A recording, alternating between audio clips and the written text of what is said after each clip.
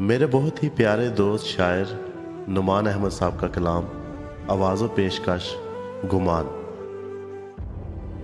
وجود و روح ہزاں کو بہار دی میں نے، بدن سے ساری تھکن ہی اتار دی میں نے،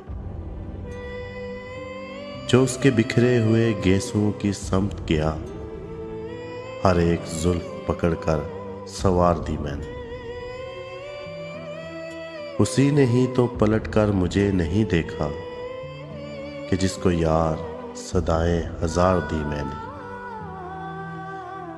بہت ہے عشق کے دریا میں ڈوبنے والے، بہت ہیں عشق کے دریا میں ڈوبنے والے، میرا بھی فرض تھا کشتی اتار دی میں نے۔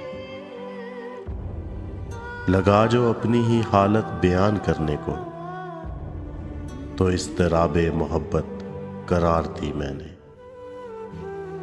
بیان میں کیسے کروں اپنی زندگی احمد، طویل ہجر میں رکھی گزار دی میں نے۔